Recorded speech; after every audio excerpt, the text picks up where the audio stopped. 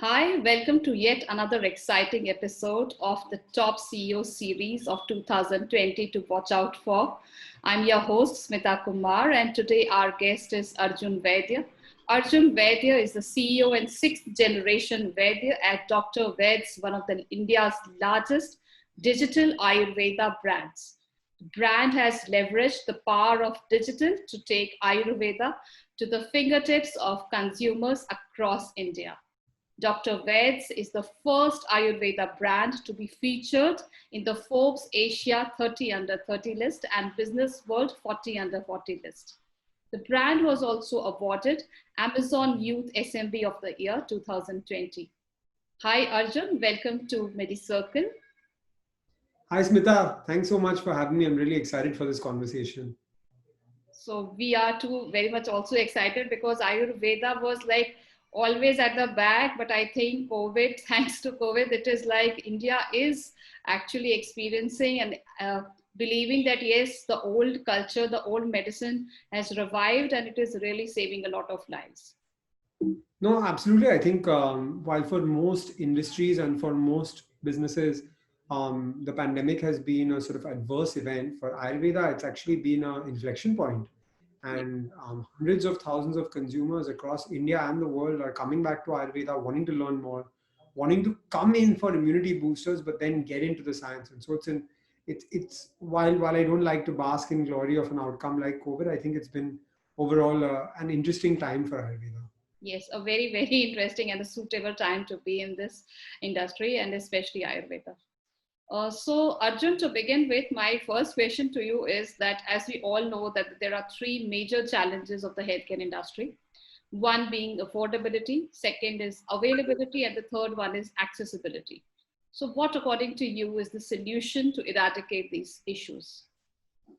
So I think it's a pretty complex question, right? And I think it's something that needs concerted work from various stakeholders, right? So if I take the example of Ayurveda, I think the critical challenge is for solving access, for solving all of those important questions consumers mind is education, right? And that is critical to get the message out there. And I think when I talk about concerted effort, especially for Ayurveda, I see that everybody has a responsibility, right? So we as a brand have a responsibility, the government has a responsibility, you as a consumer have the responsibility, research institutions, doctors, everyone has to come together. And so I think whether it's affordability, whether it's accessibility, whatever the major problems are of the healthcare industry, right? I think the critical thing to bring everything together is a concerted effort with all stakeholders involved. And I think if I talk about Ayurveda as an industry or a space, I think we're taking the steps in the right direction. Right? Everyone is trying to work together with the Ministry of Ayush's mission. Everyone is coming together to push this message forward. But I think we're very far away from where we need to be in a country like India. And so more collaboration, more joint work through stakeholders, and a long-term vision and everyone working through that vision of health for the nation is critical. Not just short-term selfish objectives, but health for the nation. That's the objective that I would say we need to work together. That's the biggest challenge and the biggest lever that we have as a country to solve these problems. Definitely. And how has your journey been in this healthcare sector? It's been a beautiful journey. I'll tell you, for me, we've grown as a business, we've grown as a brand. But what's most beautiful about being in the healthcare sector is impacting lives, right? And so, being a digital brand, what's so interesting for me is I'm sitting here in Mumbai, and in 3.5 years, we've fulfilled more than 1 million orders across 16,500 pin codes, right? And so, we're giving access to consumers in Muzaffarnagar, in Imphal, in Anantnag, in Trichy, access to high quality Ayurvedic products and care at the touch of their fingertips.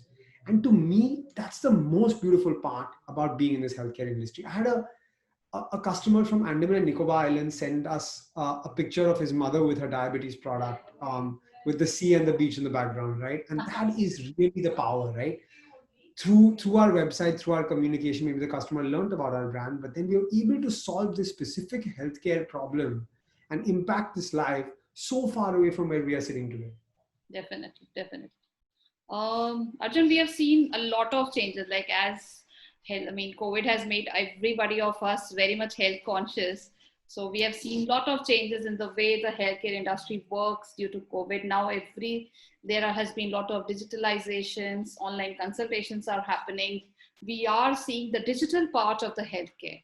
So what, according to you, will be the future of healthcare? Because there are some things which have been there but have never been practiced or implemented. So what, according to you, is the future, and where are we heading towards? Yeah, so Smita, I think your question has the answer as well, right? You asked the question of digital, and I think I'm a big proponent of this, right? Because if you see teleconsultations, for example, they have shot through the roof in this pandemic. Now we're having this conversation or this chat through a Zoom call. 6 months, 8 months ago, we would have never had this chat through a Zoom call. We would have met in person to have this conversation. So I Yeah. think digital has changed lives. My mother did her first transaction on Google Pay during the pandemic. My father placed his first order on Amazon during the pandemic. And this consumer behavior towards digital, gravitating towards digital, having these conversations, these collaborations across cities, across locations, being able to talk to a doctor through a teleconsultation who may be 1,000 miles, 10,000 miles away from you, and being able to get some accessibility to high quality healthcare using the power of digital is amazing. It's huge potential. But I think with everything with healthcare, right, it has to be leveraged in the right manner. There has to be quality standards, there has to be feedback mechanisms, and it has to be regulated or sort of controlled in the way proliferated, right? Because quality is critical when it comes to healthcare. It's our life that we're playing with here. So I think the future is digital. I think there's amazing work happening. I think consumers are gravitating towards digital, but we need to control the proliferation and ensure the quality is maintained. See, as you told, I mean, there have been lots of people who have been tried digital applications for the first time, either on mobile or tab or their PCs. So I think that is really a change which has happened. Even senior citizens have, they have incorporated and they have experienced digital healthcare technologies, because these are the most, I mean, vulnerable to infections. So I mean, visiting a hospital at this time is really, really scary. So if a routine Absolutely. consultation can be done at home, even something which they want for their leisure or for their entertainment, if that can be done, because again, parks and other things, they are like, there are a lot of other things which people cannot go and where, like, there are a lot of restrictions. So I think they have experienced a complete change in the entire systems. No, no, I absolutely agree with you, and I think what you're saying, right, is the power of digital. Is how we can sort of leverage digital. And you know, think about a teleconsultation, right? I may be sitting in Mumbai, but my parents may be in Gujarat, and the doctor may be in Bangalore. But all of that can now be leveraged through a conversation on digital. So I can be part of my parents' healthcare journey Yeah, while the doctor is in Bangalore. All three of us can have this conversation, that is catering to beautiful. one person's life. That's And that beautiful. is priceless also, because see, due to time and other things, many a times we are not there with our parents or in-laws. So it is, digitization has helped us a lot, that yes, we are there with the loved ones, even still being so much far away. So I think technology has really opened a lot of doors, and I think the future is really bright for healthcare in India. I agree with you completely. But again, coming to one sector where we have one, I mean, one sphere where there are a lot of discussions, it is about the healthcare spending in India. Like the total healthcare spending of India is 3.6% of the GDP, which is very less compared to the other developed countries.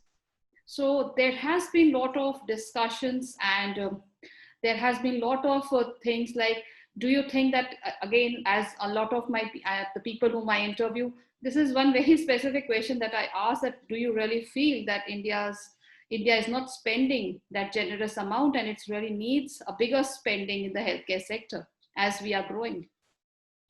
Yeah, so I think Smita, it's an interesting question, but I'll preface my answer with I'm not a policymaker. I'm just an entrepreneur and a believer in Ayurveda. I think in a country like ours, the ability to spend on healthcare is endless. There is no stop to where you can spend on healthcare because we have such a long way to go. But as a developing country, I think we have our own share of different kinds of challenges. And so, one thing I can say is that after this pandemic, right, healthcare, immunity, wellness, hygiene, these are all things that weren't taken as seriously in India as they will be now. immunity, I keep telling people, immunity was a luxury in India in February. And today immunity is an essential, right? Everybody knows Ashwagandha, Giloy and Amla. Everyone. Everybody knows Chawanprash, everybody knows Kadha. And that was not the case in February of 2020. And February 2020 is now just 9 months ago, right? So I think that, yes, there is ability to spend more. India has its own share of challenges being a developing country. But I think this event has already changed people's thinking towards health, towards wellness, and with everybody, the government will change their thinking as well. And there will be, I'm hoping, more focus on this space. Definitely. But isn't it beautiful that Indians are coming back to their own roots? Like, even I never used to have kadha and ever things like this, but me and my family are having since March 2020, the lockdown began. And it is like, 11, 10 months, and we are still having the same thing. I think it's really a good immunity booster. It's amazing. I think it's beautiful. And I think that as an industry, Ayurveda has a great opportunity here, but we need to repackage or rebrand ourselves to appeal to your needs. And as long as we're doing this and constantly innovating, we're doing a great service. Surely.